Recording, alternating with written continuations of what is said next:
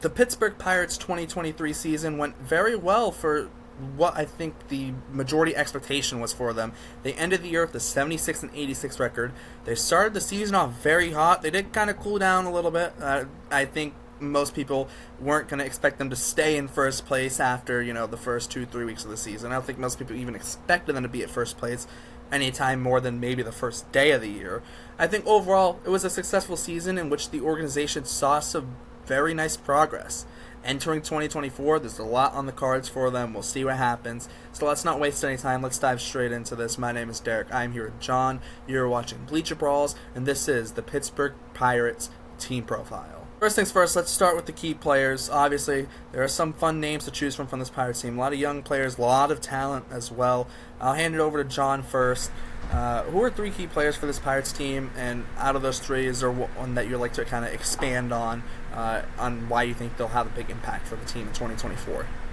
So yeah, I was looking at this roster, and I was, like you kind of mentioned before, they started off hot last year, so I was kind of aware of them, and then they died off, and I didn't really pay too much attention to the Pirates after that.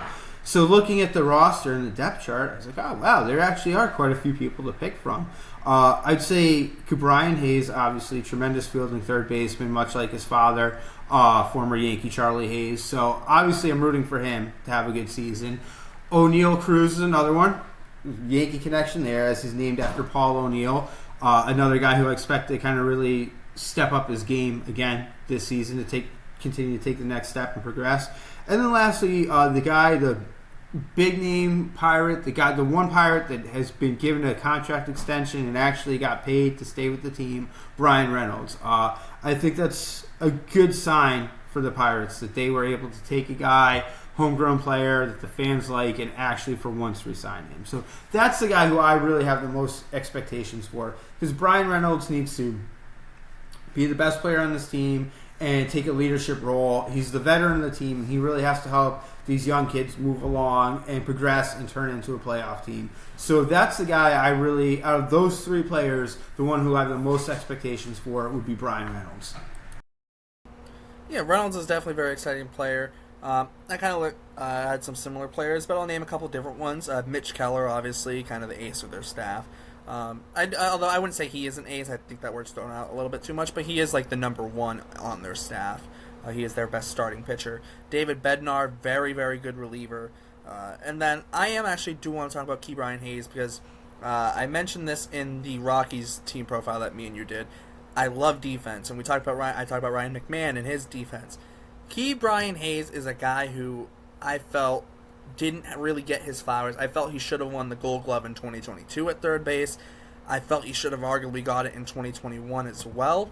And I'm like, why are they not giving it to him? Obviously, Nolan Arenado has the history and whatnot, but his defensive metrics, didn't really even match up to Brian Hayes. Brian Hayes was on like a different level defensively, and Arenado's defense kind of dropped this year, which kind of allowed on defensive metrics, which allowed Brian Hayes to really go and win that Gold Glove, which I felt was long overdue.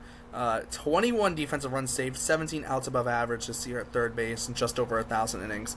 In 2022 is 24 defensive runs saved and 18 outs above average. And then even in 2021, where you only played about 750 or so innings, 16 defensive runs saved, 12 outs above average. When your defensive metrics are that good, you can't argue against it. Like, the guy's a good defender. You don't get those. Your defensive metrics aren't that good, and you kind of be a bad defender. It's not possible. So I think it just shows how good of a defender he is, and even the bat has, been solid. First year last year in his career where he was above league average. 101 weighted runs created plus. He had 271, 15 homers, 61 RBIs. Did steal 10 bases, only 10 compared to 20 in 2022. So I wonder if it was maybe they want to keep him healthy, so don't want to steal bases. Maybe, I'm not sure, but I'd like to see him maybe get back to that 20 stolen base mark. But regardless. Really bright future, and we talk about locking guys up long term.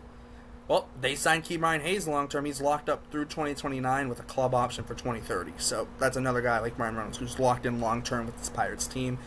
Next up, key offseason moves. This Pirates team, they did make some moves. They signed Yasmani Grandal, Martin Perez, Yasmani Grandal. Did I say one song? Rowdy Tellez, Yasmani Grandal, Martin Perez, and Aroldis Chapman. I don't know if I went out of order. I don't know. I might have misread my. I have them listed, and I think I misread it. But regardless, those are the 4 guys that they signed: Tellez, Grandal, Perez, Chapman. They did make a couple other moves. Out of the moves they made, what offseason move do you think is kind of the biggest one for them? I think those, maybe the exception of Chapman, I think those are all pretty good moves. I think Grandal and Rowdy Tellez are probably going to be the biggest game-changing moves. And who was the last one other than Chapman? Who was the third guy? Perez. Martin Perez. There you go. Another guy that I think could make a difference. But really, I think Grandal and Tellez, kind of a bit more veteran leadership to that team, a team that's looking to take the next step and actually at least compete for a wild card, if not compete for the division. I think those are good additions to kind of support a young team. Good gamers, veteran players who I think will be a positive influence in that clubhouse. So I actually, for the first time since like 1992, I can say I like what the Pirates did in the offseason. Maybe even 1991. But I do like what the Pirates did in the offseason this year. Yeah, it's very interesting. I do want to. I think the Chapman deal. I know you're a little bit scarred as a Yankees fan from Chapman, but like we saw what the Royals did with them. They bring him in last year, then they flip him at the deadline. Like I could see that happening. But I could see maybe the Pirates are going to surprise some teams. That wouldn't shock me either. I do want to talk about Yasmani Grandal because it's very interesting. Because last season, Henry Davis, who was their first overall pick in 2021, first pick of the draft, he played 62 games in the big leagues, although he did struggle, only 76 weighted runs created plus. He split time. He played, although he's a catcher, he actually played only 2 games behind the plate last year. I thought that was extremely interesting. He played 49 games in right field and DH'd 11.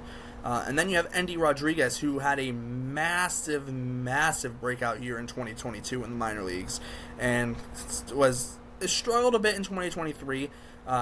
Didn't have the same kind of wacky success he had in 2022, but he did get 57 big league games. Struggled a bit, only 65 weighted runs created plus. He did play 52 of his games though at catcher. He also got a couple games at first base. So it's weird. They got these 2 guys, super highly ranked prospects. They're both catchers. But now I know Endy Rodriguez is hurt and he's going to be out, so there is also that because he had to have flexor tendon surgery. So I know he's going to be out. But like in the sense of like you have 2 young catchers, and even though Endy Rodriguez is out, he'll probably still be around the team a little bit, maybe or at least during spring training. Both those guys will be able to learn from Yasmani Grandal, so I think that's an important signing. I don't know how much Henry Davis is going to catch, because like I said, he only caught 2 games in the big leagues last year, so I thought that was interesting. And Endy Rodriguez, like I said, he's out. So I think Grandal does fit in that sense. But I think that's a guy both Henry Davis and Endy Rodriguez can learn from, especially if they are both going to catch in the future, which is still unknown because they both can play other positions. So they both are versatile. But I thought Grandal was a nice signing. Moving on to expectations for 2024 for this Pirates team, I want to get your thoughts on what are the expectations for this team. Expectations not just where you think they're going to end up, but at the same time, where do you think the team is aiming for at the same time? I think this team, their goal has to be at a minimum winning the wild card and at least competing for the division. NL Central isn't a particularly stacked division. I know the Cubs kind of surprised people last year, at least had a decent year. The Cardinals tend to be a good team. And the Reds even kind of had a pretty decent year last year. So there is some, whereas this year the Brewers are taking a step back, it seems, by making quite a few moves and kind of dismantling their core. So all that being said, I think it's the NL Central is wide open, and this is a team that has to go into the season. Like, look, we have to make the playoffs this year. We signed some contract, we extended some guys, brought in some free agents. Like, this is their chance to finally make the playoffs. So if that's not a goal, like that has to be the goal in the clubhouse, I would think, from that team. Is they have to be thinking we want to win the division. I think management, your former Red Sox guru Ben Cherington, has to at least be thinking we're going to at least make a wild card. But I think in the clubhouse, you're looking to win the division. I think it's a very interesting division. I think we haven't had the Reds team profile obviously isn't up yet, as the Reds are a little later. They had a better record last year. I want to see one of these 2 teams, either the Pirates or the Reds. I want to see one of those 2 teams grab this division. I would lean towards the Reds as of right now. I am very high on a lot of the Reds players. a lot of their young players. Doesn't mean I'm not high on the Pirates, but I'm very, very high on the Reds right now. But I still think the Pirates have a chance to shock some people in 2023. I don't know about winning the division. I mean, the Brewers could still be the Brewers, right? Who knows if the Cardinals are going to bounce back or not? Who knows what the Cubs are going to do? Like, it's a very unpredictable division. The Reds could be really good, maybe not. The Pirates could be good, maybe not. It's such an unpredictable division, but I think the Pirates do have a chance to shock some people.